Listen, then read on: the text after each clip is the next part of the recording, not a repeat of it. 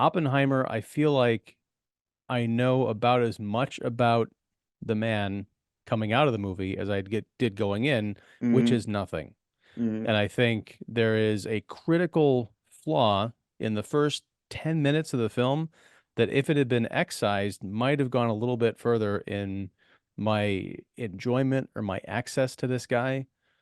There's a scene early on where he's in college and he gets embarrassed by one of his professors in science class or whatever.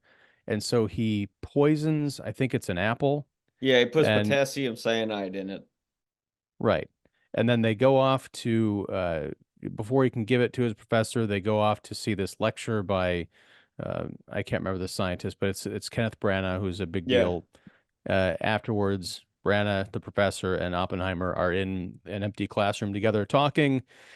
Branagh reaches for the apple, and Oppenheimer basically grabs it back and prevents him from being killed. Yeah. It's an interesting scene. However, at no point do we find out that's a record scratch. That's a slamming on the brakes moment. I'm like, wait, this college kid almost murdered his professor, and Yeah. by extent, this visiting scientist kind of by mistake. I need to know about him. I need to know what led to that. What's the psychological profile? Mm. Is he a crazed maniac? Did the government seek him out because of this? Because they knew that they needed someone who would have no conscience, no problem of murdering a lot of people potentially?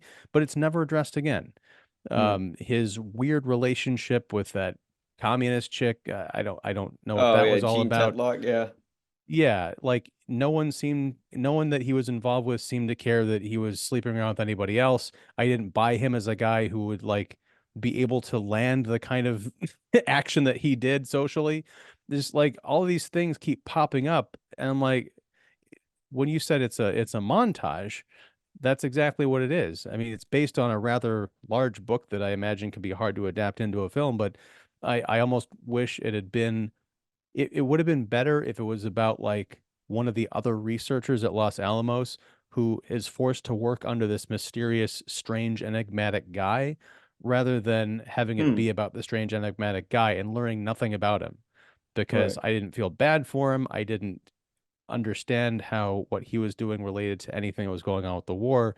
It's just, it's a mystery, and that's fine unless you're going to ask me to sit through 3 hours of it.